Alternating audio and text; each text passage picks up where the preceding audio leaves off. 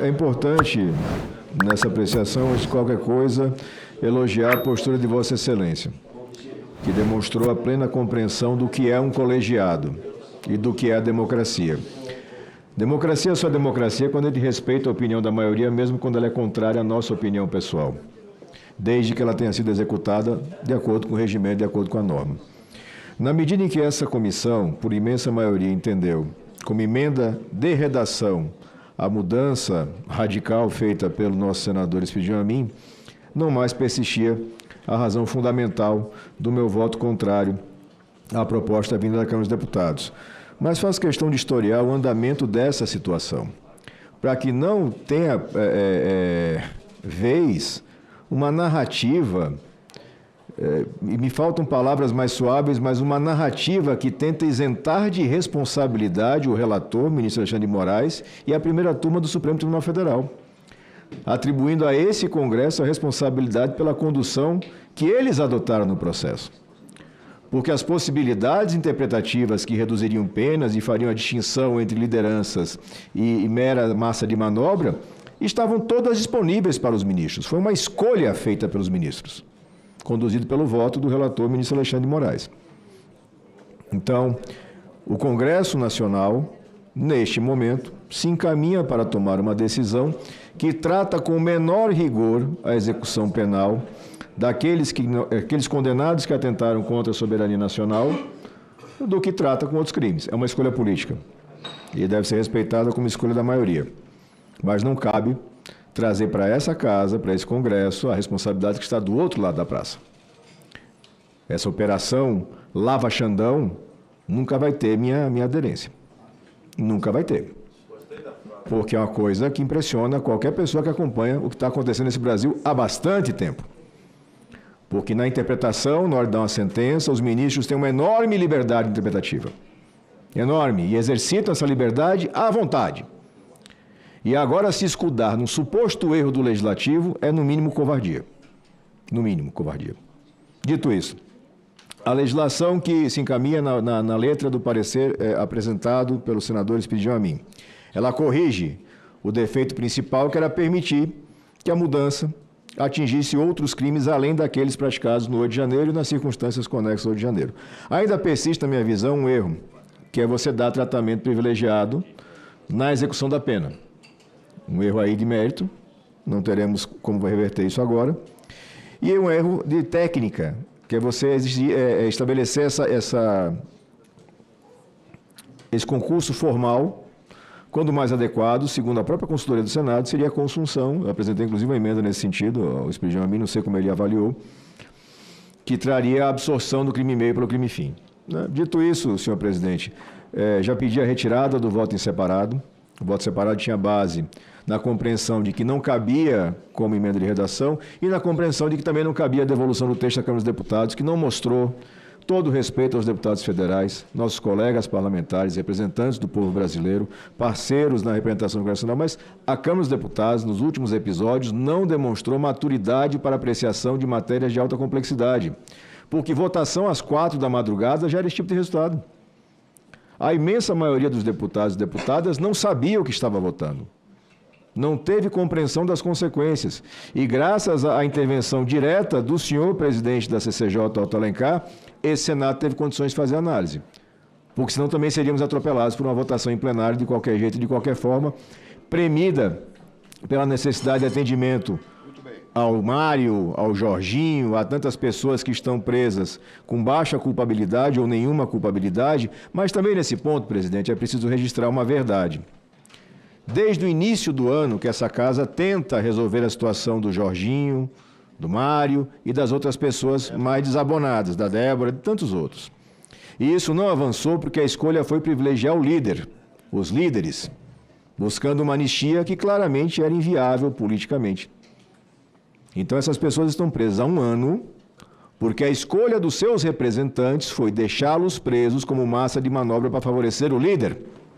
Concordo plenamente com Vossa Excelência. Dito isso, senhor presidente, encerro minha participação e agradeço e parabenizo Vossa Excelência. Ano muito difícil, muito produtivo pela Comissão de Constituição e Justiça, sob sua liderança. Esse projeto já nasceu errado.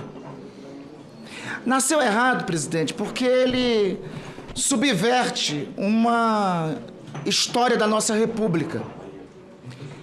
Pela primeira vez na história republicana, há um processo dentro do Estado Democrático de Direito, garantindo ampla defesa e contraditória aos acusados, de julgar aqueles que atentaram contra a democracia brasileira, que buscaram o golpe de Estado. Veja, essa trajetória vem desde a República. Os que participaram do golpe da República de 1989 foram depois anistiados. Os que tentaram o golpe de Estado em 1929, que resultou na Revolução de 30, depois foram anistiados. Alguns dos que participaram do golpe de 1937 foram anistiados. Aqueles que tentaram o golpe contra Juscelino foram anistiados. Aqueles que participaram do golpe militar de 64, na verdade, esses foram anistiados porque, em última análise, a anistia de 1979 foi também para beneficiar eles. Foi em especial para beneficiar estes. Então, eu quero só fazer esse registro, presidente. Nós vamos continuar o debate com o maior tempo possível lá no plenário. E vamos utilizar todos os mecanismos que tiverem que ser utilizados em relação a esse debate. Presidente, é muito comum fazer uma alusão à história, se eu não me engano, de Dona Débora Rodrigues dos Santos, a Débora do Batom, que, segundo alguns, e não é por isso, a pena dela não é por ela ter pichado a Estátua da Justiça, mas, segundo alguns, ela foi condenada por pintar com batom a Estátua da Justiça na frente do Supremo Tribunal Federal. Não foi por isso. Foi por participar de uma intentona golpista, que dentro do contexto dessa intentona golpista, entre outras coisas, buscou-se assassinar o presidente, o vice-presidente eleito, e buscou-se assassinar o presidente do Tribunal Superior Eleitoral, conforme investigado pela Polícia Federal. Mas vamos ao caso. Caso igual teve em 1967, com uma militante chamada Helenira Rezende. Essa militante, presidente, em 1967, ela pintou no muro da sua casa, abaixo as leis da ditadura. Foi presa, foi torturada e tempos depois foi morta pela ditadura. É essa a diferença do que ocorre em um estado de exceção, tal qual aqueles que queriam instalar aqui no Brasil, e o que ocorre em uma democracia quando alguém tem o direito de ampla defesa e de contraditório. A propósito sobre a Lei Rouanet, e as minhas homenagens aqui aos artistas brasileiros, sobretudo a Caetano Veloso, Djavan, Chico Buarque, Gilberto Gil e outros, que foram às ruas se mobilizar e estão há 30 anos nas ruas defendendo a democracia. Para gente acabar de vez com esse mito da Lei Rouanet, eu quero aqui citar quem são os 10 artistas mais bem remunerados pela Lei Rouanet. Primeiro lugar, Gustavo Lima, 52 milhões. Segundo lugar, Bruno Marrone, 45 milhões. Terceiro lugar, Leonardo, 42 milhões. Quarto lugar, Chitãozinho Chororó, 38 milhões. Quinto lugar, César Menotti e Fabiano, 35 milhões. Sexto lugar, Zezé de Camargo e Luciano, 32 milhões. Sétimo lugar, Eduardo Costa, 28 milhões. Oitavo lugar, Amado Batista, 23 milhões. Nono lugar, Henrique Juliano, 20 milhões. Décimo lugar, Fernando de Sorocaba, 19 milhões.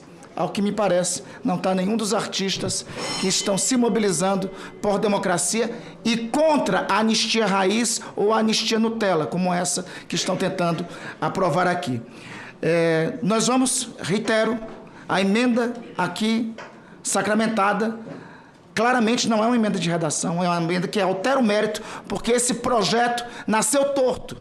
E como se diz na Bahia, senador Otto, o que nasce torto nunca se endireita. Esse projeto nasceu torto, porque sob pretexto de tentar aprovar redução de penas para quem tentou golpe de Estado, tentou assassinar presidente e vice-presidente eleito, a despeito disso, incluíram dispositivos para anistiar de uma centena de outros crimes. Mas vamos ao plenário, que lá é o lugar onde o debate vai ter continuidade e eu espero que a posição da CCJ seja revista. Fala galera da Folha TV, não se esquece de se inscrever aqui no nosso canal para assistir programas como Folha Notícias Manhã, Folha Notícias Noite, o nosso Folha Entrevista e o nosso Barzinho das Meninas. Muitas coisas bacanas a gente acompanha por aqui e a gente precisa muito, muito do apoio de vocês para nosso trabalho jornalístico, investigativo, de curadoria de conteúdo, com vocês ajudando no nosso Pix, folhademocrata@gmail.com, ou mandando superchats, valeu demais, e os recursos financeiros, tornando-se membro do nosso canal, no nosso curso de jornalismo básico, para você ficar muito bem informado a respeito de tudo. Queridos e queridas, muito obrigado pela presença de todos vocês. Vida longa e próspera. Cuidem-se, cuidem dos seus, e não esquece de se inscrever aqui na Folha TV. Até mais!